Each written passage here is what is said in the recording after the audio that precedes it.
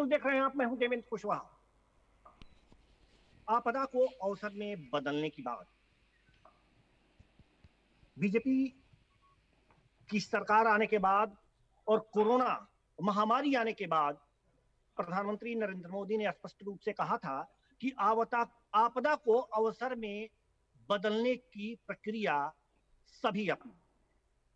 आपदा को अवसर में सरकार किस तरह से बदल रही है, क्या बदलाव हुए हैं, आज इसी मुद्दे पर हम चर्चा करेंगे। और इस मुद्दे पर चर्चा के लिए हमारे साथ चिर परिचित, आप लोगों के चहेते, जो बराबर हमारे मेहमान लगातार जुड़ते हैं, चंद्रेश सिंह जी कांग्रेस से, और बीजेपी से है हमारे साथ सर्वेश नाथ त्रिपाठी जी, और साथ ही आज एक नया चेहरा जो लोक नीति विश्लेषक हैं गौरव कुमार जी, वो भी हमारे साथ जुड़े हुए हैं।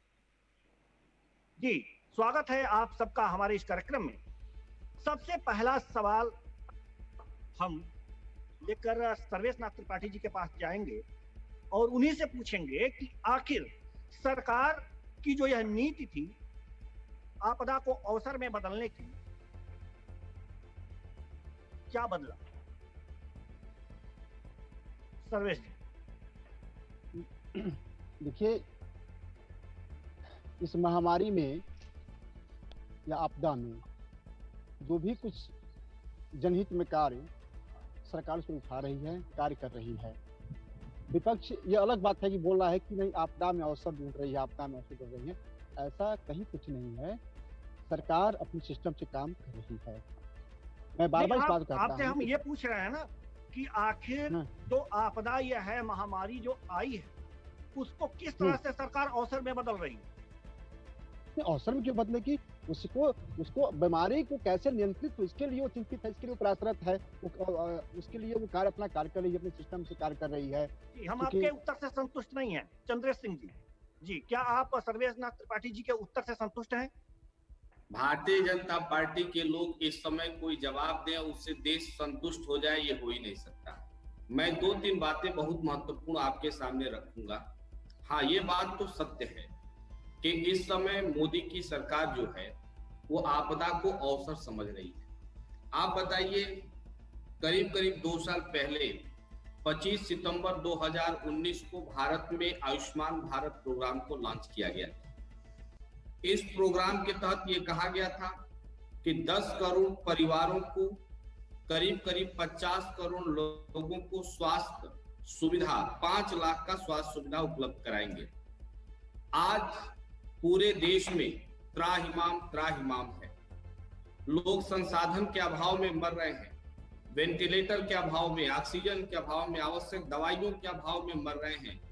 आयुष्मान भारत योजना के तहत भारत सरकार क्या कर रही है? एक प्रश्न का जवाब दीजिए। दूसरा बात, अभी राजस्थान सरकार ने, वहां कांग्रेस पार्टी की सरकार है, सरकारी अस्पतालों के साथ साथ निजी अस्पतालों में भी कोरोना का इलाज फ्री कर दिया है। यानी सारे निजी हॉस्पिटल में कोरोना का इलाज फ्री हो रहा है। राजस्थान सरकार ने ऐसा आदेश पारित किया। दूसरी बात, आपदा में सरकार देखिए किस प्रकार की, इतनी मूल्यहीन और निर्दयी सरकार कोई हो सकता है, इसका मैं उम्मीद भी नहीं किया था। कोरोना से संबंधित जो उपकरण और दवाइयां हैं उस पर सरकार लगातार जीएसटी वसूल रही है। ऑक्सीजन पर ये जीएसटी ले रहे हैं, रेमडेसिविर दवाई पर ये जीएसटी ले रहे हैं, वेंटिलेटर पर जीएसटी ले रहे हैं। यदि ये जीएसटी माफ कर देते इन आवश्यक दवाइयों पर, उपकरण पर, तो देश के करोड़ों गरीब परिवार का भला होता। एक तरफ लोग संसाधन के अभाव में मर रहे हैं, दूसरी तरफ संसाधन का बड़े पैमाने पर कालाबाजारी हो रहा है, और तीसरे तरफ इन आवश्यक दवाई और उपकरणों पर सरकार लगातार जीएसटी वसूल कर देश के लोगों के साथ बेरहम व्यवहार कर रही है।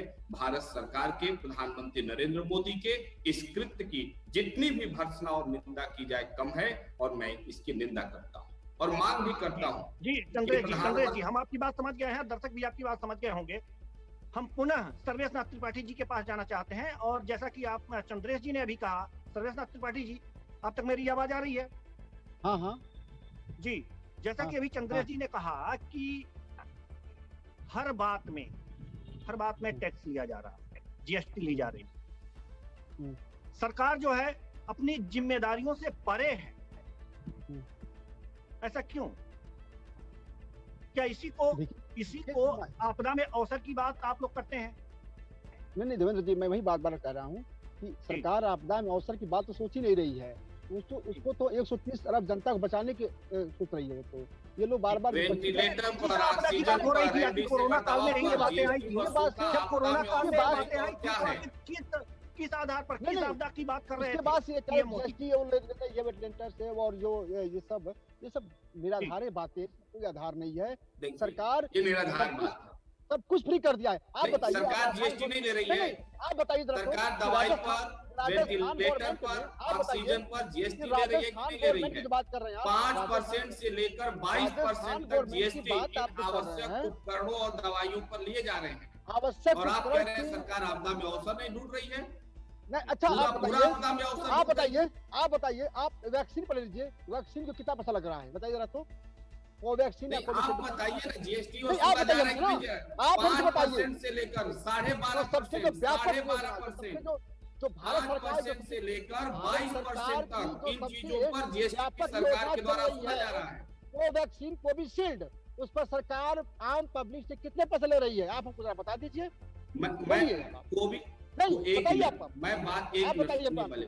उसके बाद से सुनिए, उसके बाद से जो भी टेस्ट हो रहे हैं, कोविड टेस्ट, सरकार कितना पैसा ले रही है जरा बताइए। तो ऑक्सीजन पर टैक्स है कि नहीं? ऑक्सीजन पर टैक्स है कि नहीं है? नहीं है, पता करिए जाकर गवर्नमेंट हॉस्पिटल में जाकर पता करिए। रेमडेसिविर दवा पर टैक्स है कि नहीं है? नहीं है। वेंटिलेटर पर टैक्स नहीं है? नहीं है। और एक मिनट, जो आप दवाई की बात कर रहे हैं रेमडेसिविर, और आप जिन खुराक की बात कर रहे हैं, सुनिए स्पष्ट रूप से, वो कोरोना के मरीज को नहीं लग रहा है, वो कोरोना से बचने के लिए है। उसमें भी राज्य सरकारें, सुनिए, राज्य सरकार को अलग रेट पर दवाई दिया जा रहा है, केंद्र सरकार को अलग रेट पर दवाई दिया जा रहा है, निर्यात किसी और रेट पर हो रहा है। ये सारी दवाइयों का खर्चा केंद्र सरकार क्यों नहीं उठा रही है? क्या दवाइयों का एक रेट है? गजब बात कर रहे हैं, निराधार बात कर रहे हैं। बिल्कुल, आप भी निराधार बात करें तो कोई मतलब नहीं। राज्य सरकार उसका शुल्क नहीं दे रही है केंद्र को। ठीक है, जी बिल्कुल, हम दोनों नेताओं की बात सुन चुके हैं, हमारे दर्शक भी सुन चुके होंगे। इस पर हम गौरव कुमार जी के पास जाना चाहेंगे और राय लेना चाहेंगे कि आखिर जो नीति है आपदा को अवसर में बदलने की सरकार की, वो है भी या नहीं है, या सिर्फ सरकार की बातें हवाई ही रह गई? जी गौरव जी। मैंने दोनों पक्षों की बात सुनी, और जो निरंतर हम लोग देख रहे हैं, ये कोई भी आपदा या कोई भी संकट काल जो होता है, वो समाज का, सरकार का और मानवता का, इन सब का आईना होता है संकट का। इन संकट की परिस्थितियों में हम समाज को जज कर सकते हैं, सरकार को जज कर सकते हैं, और साथ ही साथ लोगों में कितनी मानवता बची हुई है उसको भी जज कर सकते हैं। वैक्सीन हमने काफी पहले शुरू कर दिया और देशों को भी निर्यात किया, ये बहुत अच्छी बात है। सरकार ने कई कदम उठाए, ये भी अच्छी बात है। वैक्सीन मुफ्त में दिए जा रहे हैं कई राज्यों में कुछ चार्ज भी उस पर राज्य सरकार चार्ज देके उसको खरीद रही है। ये भारत का सबसे एक बेनिफिट ये रहा है ना कि हमारी जो मानव संसाधन है, काफी काबिले तारीफ और काबिलियत वाली मानव संसाधन है। हमने टीकाकरण में समझिए कि विश्व में रिकॉर्ड स्थापित किया है। 1949 में चेचक का टीकाकरण शुरू किया था सबसे पहले भारत में। जो स्वतंत्र भारत जब अपनी सरकार बनी हमारी, तो 1949 में चेचक का स्कूल स्तरों पे BCG के टीके दिए जाते थे। वहां से शुरू करके चेचक को हमने 1977 में चेचक का उन्मूलन कर लिया। पोलियो अभी हाल में कुछ वर्ष पहले पोलियो का उन्मूलन हो गया। पोलियो टीकाकरण विश्व में सबसे बड़ा टीकाकरण माना गया है। तो अभी जो हम टीकाकरण कर रहे हैं, इसमें भी क्योंकि मैं न इनकी बात से सहमत हूँ और न दोनों पक्षों से मैं सहमत नहीं हूँ, दोनों में कुछ कमियां जरूरत आज सरकार के स्तर पे ये देखने की है कि टीकाकरण को हम और युद्ध स्तर पे कैसे लागू कर सकते हैं। क्योंकि अभी की जो कंडीशन है, WHO ने भी स्पष्ट कर दिया है कि अभी की कंडीशन में टीकाकरण एकमात्र बचाव, और ऐसे में जो आपदा को अवसर में तब्दील करने की बात है, देखिए हर विषय के दो पहलू होते हैं, सकारात्मक और नकारात्मक। जब हम इसको नकारात्मक तरीके से देखेंगे तो नकारात्मक, मैं एक उदाहरण देना चाहूंगा। बिहार का एक छोटा सा तहसील स्तर का इलाका है, चनपटिया नाम है, बेतिया के आसपास का इलाका है। वहाँ पे चनपटिया मॉडल एक बना है, वहाँ के जिलाधिकारी ने एक इनिशिएटिव लिया था, और वो चनपटिया मॉडल के नाम से काफी अभी पॉपुलर होता जा रहा है धीरे धीरे, और इसके बारे में लोगों में अवेयरनेस भी बढ़ रही है और दूसरी जगह भी उसकी कॉपी की जा रही है। वो मॉडल ये था कि जब लॉकडाउन पिछले वर्ष लगा था तो सारे प्रवासी मजदूरों को एक क्लस्टर डेवलप करके वहाँ पे उनको रोजगार के साधन और उनसे जो कारीगर होते थे उनसे वो उनके प्रोड्यूस कराते थे, प्रोडक्शन कराते थे और उसको मार्केट प्रोवाइड करते थे। तो ऐसे भी आपदा में अवसर सृजित हुए हैं। दूसरी तरफ हम देख रहे हैं कि जो निजी अस्पताल है या कुछ सरकारी अस्पतालों की लाचारी, बेबसी और कुव्यवस्था से हम लगातार वाकिफ हैं। उस पर कोई कमेंट करना मेरे हिसाब से उचित नहीं होगा, क्योंकि ये स्थिति अचानक नहीं बनी, आपदा अचानक आई है, लेकिन कोई भी सरकार अचानक से यहाँ पे है नहीं। 1947 के बाद, 1950 के बाद से हमारे देश में सरकारें हैं और अस्पताल भी तब से ही। गौरव जी, हम कहना ये चाहते हैं और जानना ये चाहते हैं कि आखिर जो सरकार ने आपदा को अवसर में बदलने की बात करी थी, क्या वह नीति लागू भी की है, कर रखी है, या सिर्फ वह नीति जो लागू हुई है वो कालाबाजारी? इस प्रश्न का जवाब हाँ और ना में दीजिएगा तो ज्यादा बेहतर होगा। नहीं, प्रश्न क्या वो कालाबाजारियों के लिए आपदा में अवसर की बात है, जैसे कि दवाओं के लिए है? जी चंद्रेश जी, हमारा सवाल सुन लीजिए आप लोग, हमारा सवाल सुन लीजिए आप लोग जी, कि आखिर जो कालाबाजारी है, जो प्राइवेट अस्पताल है और ऑक्सीजन के कालाबाजारी जो लोग कर रहे हैं, क्या वो उन लोगों के लिए आपदा में अवसर की बात हो रही है? सरकार भी कुछ आपदा मेरे को जरा 1 मिनट समय दीजिए। मैं गौरव जी से पहले गौरव जी से बात करते हैं, उसके बाद ब्रेक लेंगे। गौरव जी से बात करते हैं, ब्रेक लेंगे उसके बाद। जी पहले गौरव जी जल्दी बताइए, क्योंकि समय ब्रेक का हो रहा है। जी मैं देखिए वही मैं कह रहा था कि नकारात्मक और सकारात्मक दोनों पहलू हैं सरकार की तरफ से। वही मैं कह रहा था कि अस्पताल बहुत समय से है, लेकिन कुव्यवस्था है, और इस आपदा में एक अवसर है सरकार के लिए कि वो सचेत हो जाए भविष्य के लिए। उन अस्पतालों को अभी 6 सालों में जो कुव्यवस्था है, उस कुव्यवस्था को 6 सालों 7 सालों में सरकार ने क्यों नहीं व्यवस्था में बदला? सुन लीजिए, मैं आगे वही बता रहा हूँ आपको, आगे वही उसी पे मैं आ रहा हूँ। दूसरी तरफ सरकार ने आपदा में अवसर जो तलाशने वाले लोग हैं, जो अमानवीय, जो आपराधिक प्रवृत्ति के लोग हैं, जो निजी अस्पताल हैं, उन्होंने भी इसे एक अवसर बना दिया है।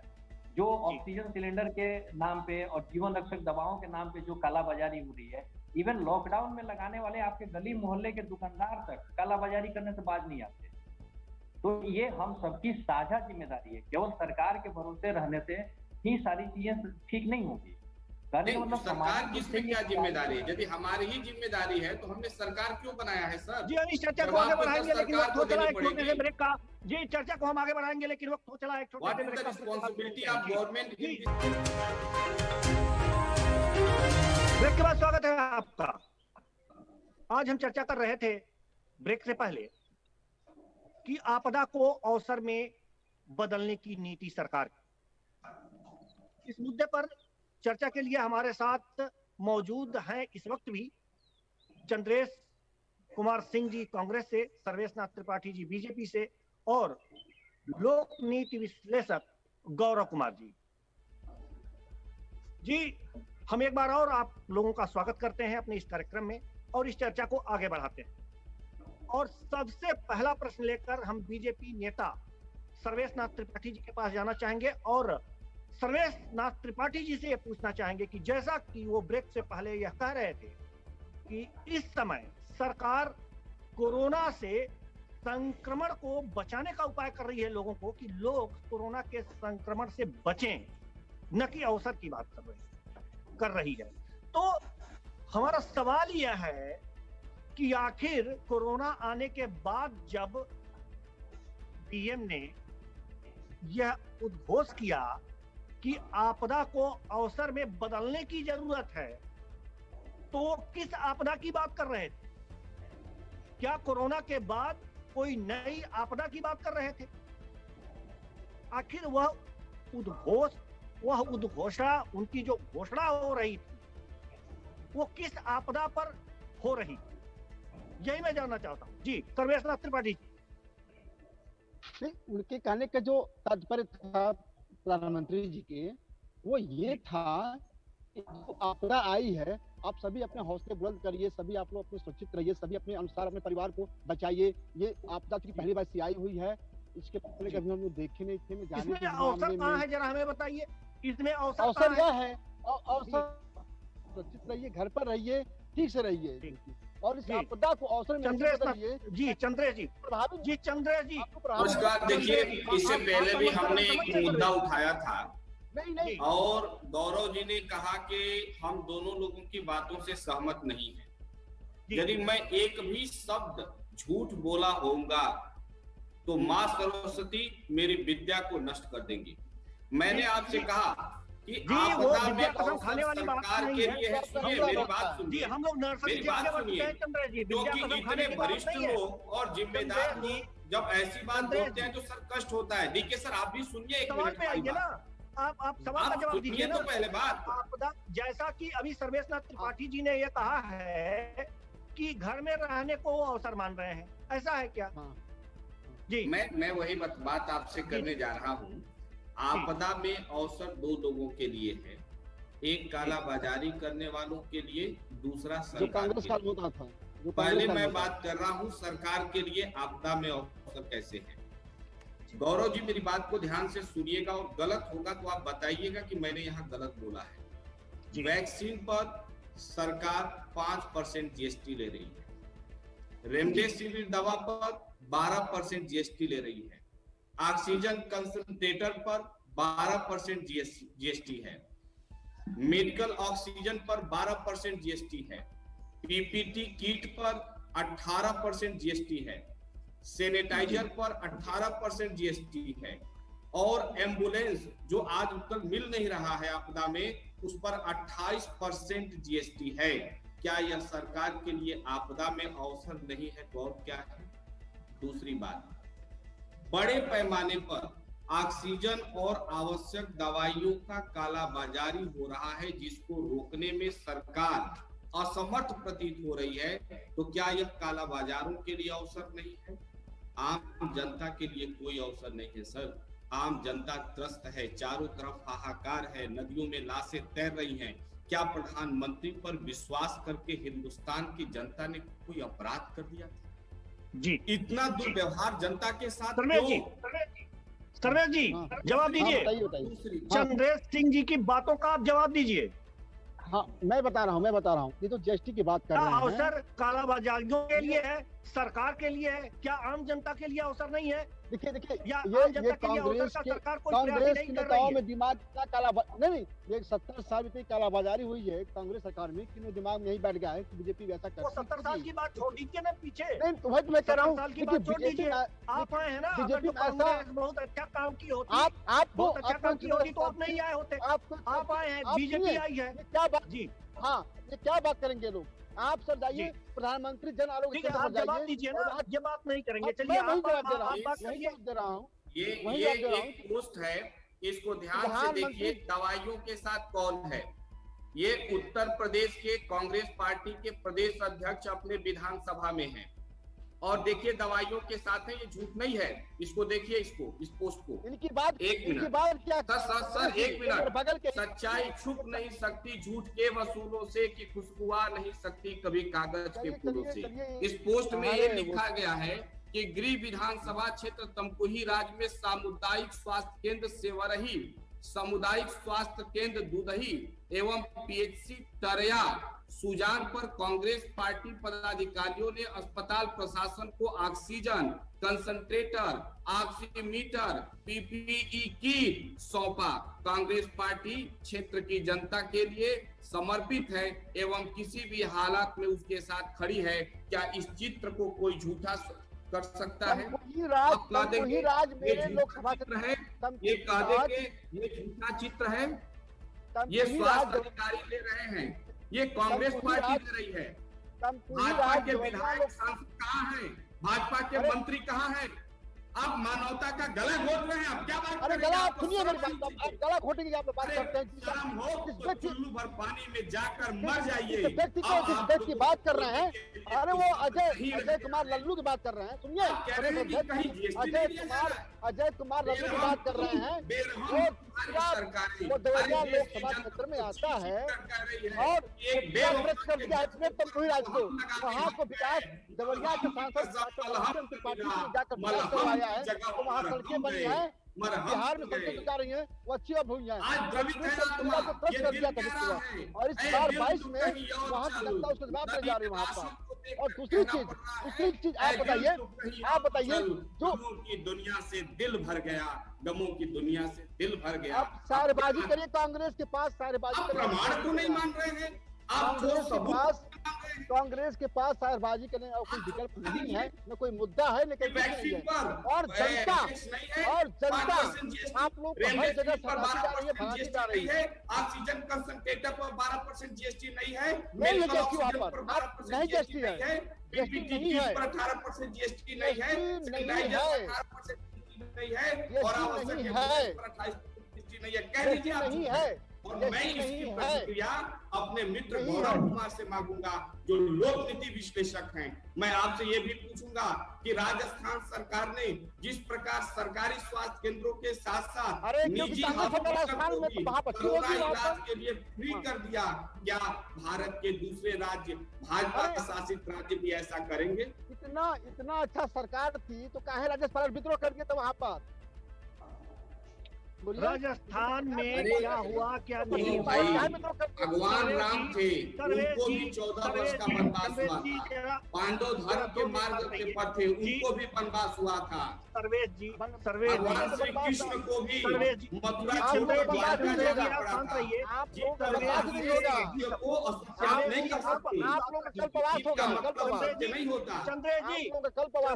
सर्वेश जी को अपनी बात रखने दीजिए, आप कुछ कहना चाहते हैं कहिए। देखिए, ये जो बात कर अजय कुमार लल्लू जी का तमकुही राज का, वहाँ इतनी सड़कें और इतनी जर्जर व्यवस्था थी तमकुही राज की, वो लोकसभा देवरिया में पड़ता है, वहाँ मेरे सांसद डॉक्टर रामचंद्र त्रिपाठी ने जाकर विकास कराया है वहाँ पर। लेकिन अब सड़कों पे ना जाइए, स्वास्थ्य सुविधा नाम कोई अवसर में बदल रहे हैं, आपदा को अवसर में बदलने की घोषणा कर रहे हैं।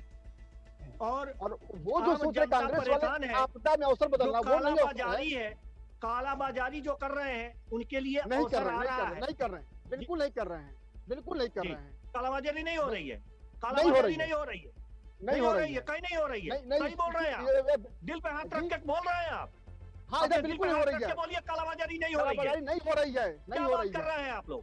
आप जैसे नेता बीजेपी को गर्त में ढकेलेंगे, आप जैसे नेता कहाँ हो रही है? बताइए कहाँ हो रही है, बताइए कहाँ नहीं हो रही है? पेपर देखिए, टीवी चैनल देखिए, कहाँ नहीं हो रही है?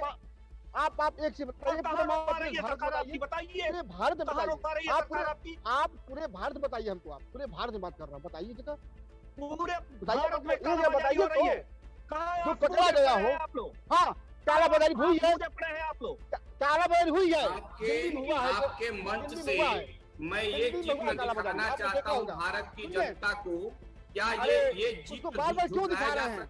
जहां कांग्रेस पार्टी के पदाधिकारियों से सरकारी स्वास्थ्य कर्मी आवश्यक सुविधाएं दे रहे हैं, ये चित्र आप झुठला सकते हैं, ये झुठला सकते हैं आप।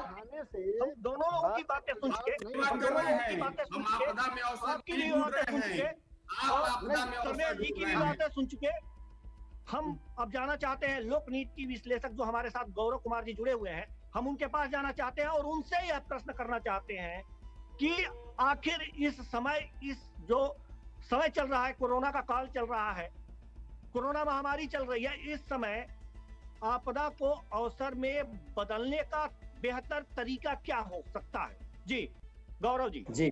जी धन्यवाद अवसर देने के लिए।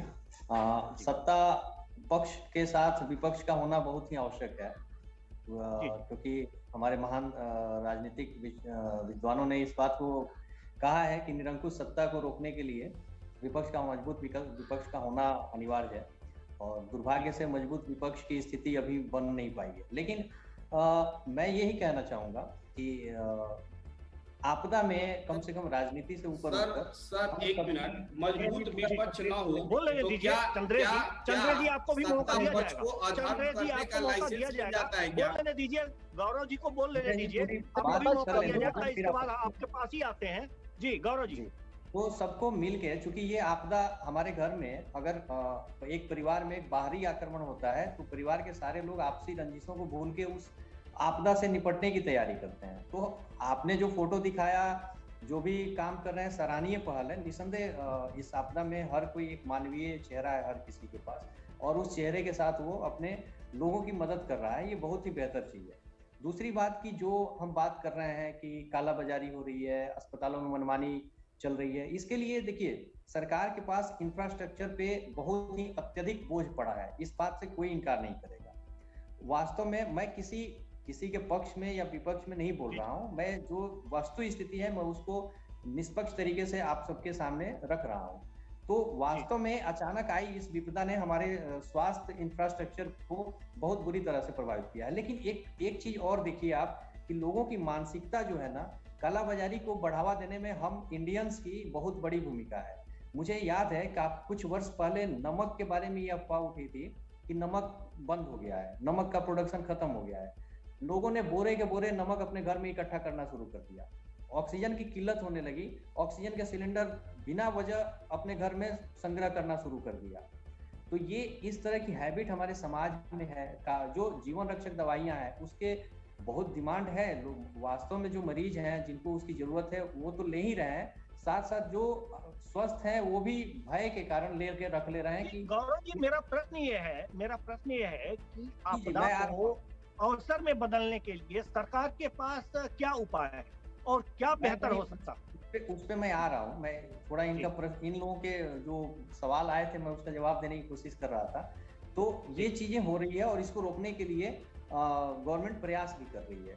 दूसरी चीज की जो एक अस्पतालों के विषय में जो कहा जा रहा है कि मनमानी फीस ले रहे हैं और कालाबाजारी कर रहे हैं, तरह तरह के वहाँ पे भी अपराध, इस तरह के चिकित्सकीय अपराध हो रहे हैं। तो आपके यहाँ मैं एक नर्सिंग होम एक्ट लगभग 2.5 साल पहले ड्राफ्ट बनी थी उसकी, तो उत्तर प्रदेश सरकार ने लगभग 2.5 वर्ष पहले इसका ड्राफ्ट बनाया था जो आज तक पारित नहीं हुआ।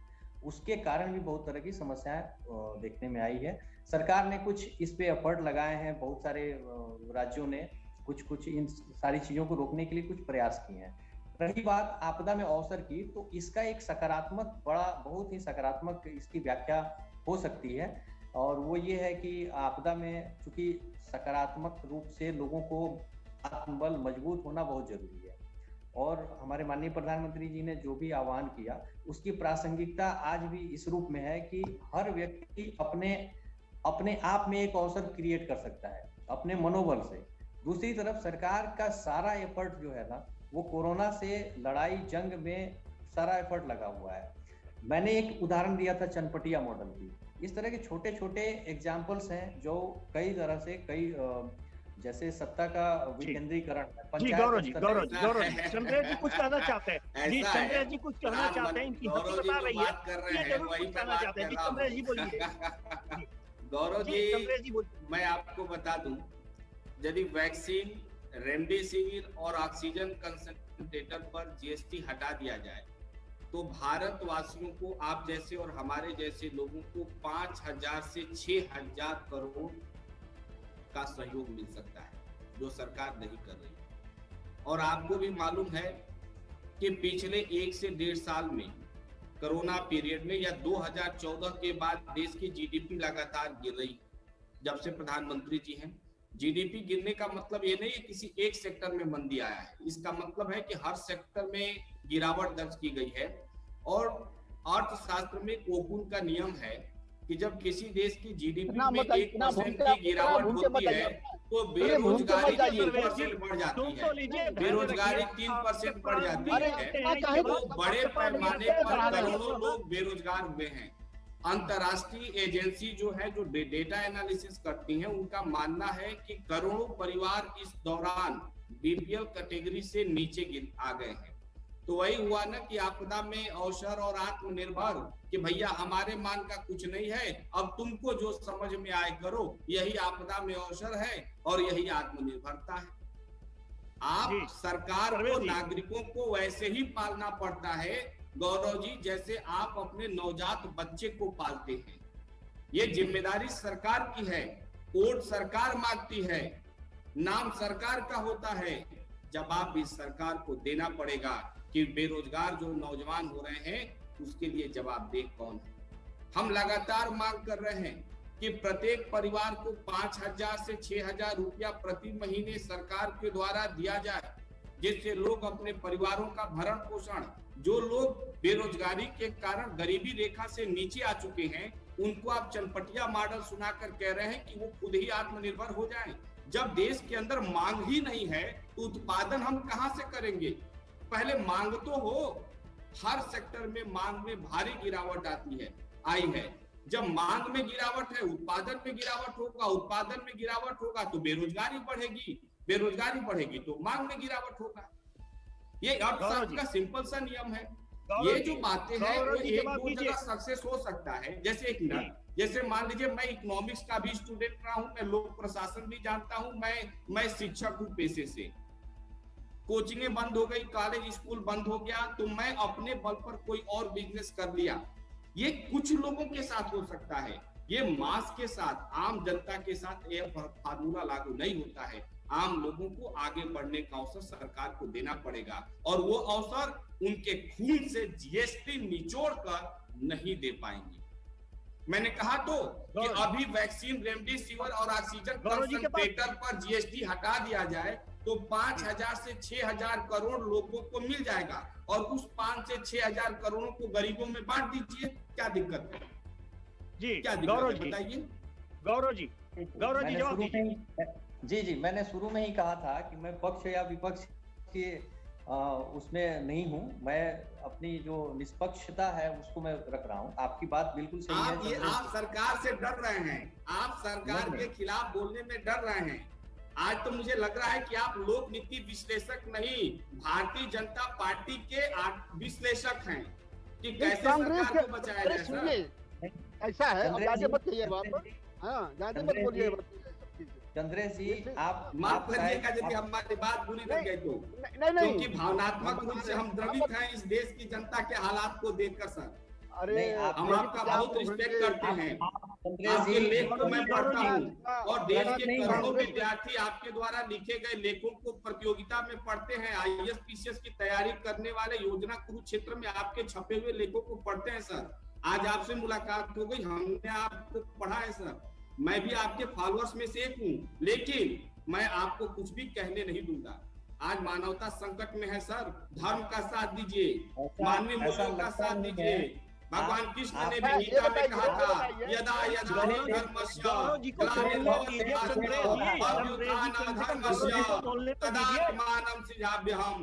हे गौरव कुमार, हे मानवता के रक्षक, हे मानवीय मूल्यों के रक्षक, हे लोकनीति विश्लेषक, हे सामाजिक विषयों के ज्ञाता, आज मानवता खतरे में है। आप मानवता का साथ दीजिए, सत्य का साथ दीजिए और जो सत्य है उसे निडर होकर कहिए, सत्यमेव जयते, सत्य को विजय बनाइए। आप कांग्रेस के पक्ष में मत बोलिए, आप भाजपा के पक्ष में मत बोलिए, लेकिन जो सत्य है उसे स्वीकारिए और सत्य बोलिए। बस यही हाथ जोड़कर आपसे निवेदन है सर, बस यही हाथ जोड़कर निवेदन है। मैं गौरव जी जवाब दे दीजिए। मैं बार-बार ये कह रहा हूँ कि मैं पक्ष या विपक्ष की श्रेणी से मैं जुड़ा हुआ नहीं हूँ, न मैं कांग्रेस के साथ हूँ न मैं भाजपा का सदस्य हूँ।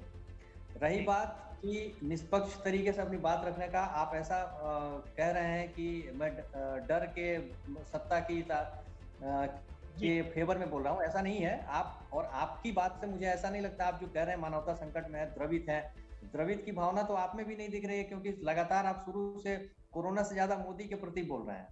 दूसरी चीज, तो जिम्मेदारी कौन किसकी है, मोदी की है कि नहीं है? दूसरी चीज चंद्रेश जी सुन लीजिए।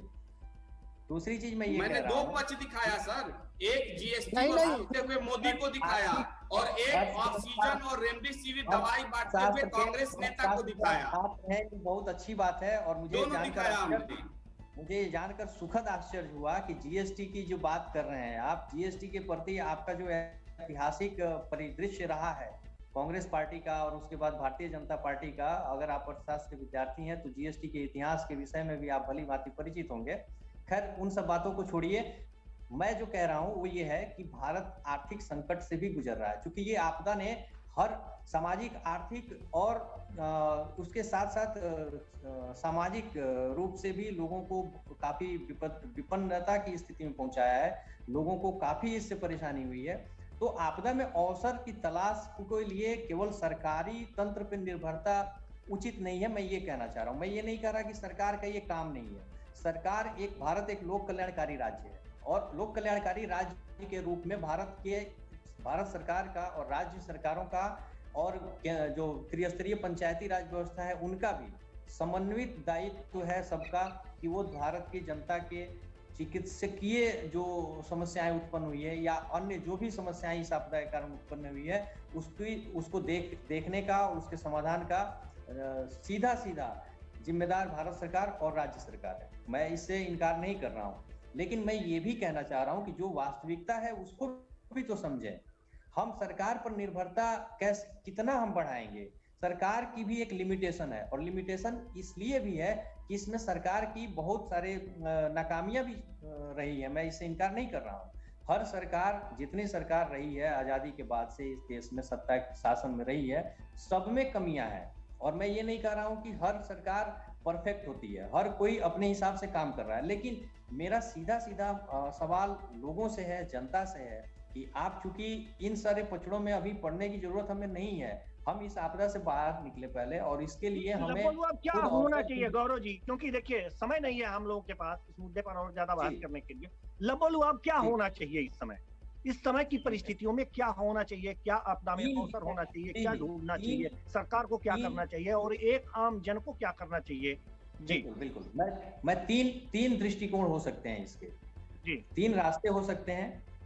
सबसे पहले तो हमें सारा जो भी इंफ्रास्ट्रक्चर, हमारे जो इस बीमारी के कारण जो स्थितियां बनी हैं, चिकित्सा और अन्य सुविधाएं जो है उनको बहुत ही स्पीडी ट्रायल जो बोलते हैं, या काफी द्रुत गति से इसको रोकने की जरूरत है। वैक्सीनेशन की और चिकित्सा उपकरणों की, चिकित्सा संसाधनों की, उसमें सारे आ गए। चिकित्सा इंफ्रास्ट्रक्चर में ये टीकाकरण से लेकर सारी चीजों, इसको द्रुत गति से आगे बढ़ाना होगा। दूसरा है कि जो हमारी इससे जो आर्थिक परिदृश्य जो बदला है, जो हमारे आर्थिक संकट उत्पन्न हुआ है, उसके लिए भी सरकार को बहुत ही इसमें 2 तरीके से अल्पकालीन और दीर्घकालीन उपाय करने होंगे। इसके लिए हमें डिमांड बढ़ाने के लिए जो हमारे मेजर्स हैं और मॉनेटरी पॉलिसी को भी इसमें काफी इन्वॉल्व करना पड़ेगा। तीसरा, सामाजिक और हमारे आम जनता के जो लिहाज से जो उचित है वो ये है कि हम इन सारी चीजों को लेके जो भी एक कॉन्सेप्ट बना है, क्योंकि लोगों में बहुत स्ट्रेस है आज के समय में। जिस प्रकार की स्थितियां पैदा हुई है, नदियों में लाशें दिख रही हैं, हर आदमी के 10-20 परिचित, 5 परिचित कम से कम मृत्यु को प्राप्त हुए हैं इस महामारी के कारण। तो जो मेंटल स्ट्रेस हुआ है ना, उसको भी रोकने की जरूरत है। और समाज में एक विघटन की स्थिति बनती है। हर महामारी के बाद सामाजिक विघटन एक सत्य है ये घटना। हर समाज एक महामारी के बाद विघटन का शिकार होता है, मेंटल स्ट्रेस होता है। इनको भी रोकने के लिए हमें कारगर कदम उठाने होंगे। सिविल सोसाइटी को भी इसमें जुड़ना होगा, और राजनीतिक दलों को आपसी द्वेष भूलकर इन विपदा में एकत्र होकर समन्वित प्रयास करने होंगे। जी गौरव कुमार जी, इस चर्चा में शामिल होने के लिए आपका बहुत बहुत धन्यवाद। आपने बहुत अच्छी जानकारी दी। चंद्रेश जी आप भी जुड़े रहे, अपना पक्ष रखे, और सर्वेश जी आप भी हमारे साथ जुड़े रहे, अपना पक्ष रखा। तीनों मेहमानों का हम दिल से धन्यवाद करते हैं। SRB न्यूज की तरफ से हम आप सबको एक बार फिर धन्यवाद देते हैं। तो कुल मिलाकर के देखा जा रहा है कि आपदा में अवसर की जो स्थिति है वह वास्तव में एक स्थिति सरकार के तरफ से नहीं बन पा रही है। हाँ, जो लोग सक्षम हैं अपने बलबूते पर कुछ अवसर पैदा कर ले रहे हैं, लेकिन कालाबाजारियों के लिए अवसर ज्यादा मिल रहा है। तो फिलहाल इस कार्यक्रम में इतना ही। मुझे दीजिए इजाजत। नमस्कार।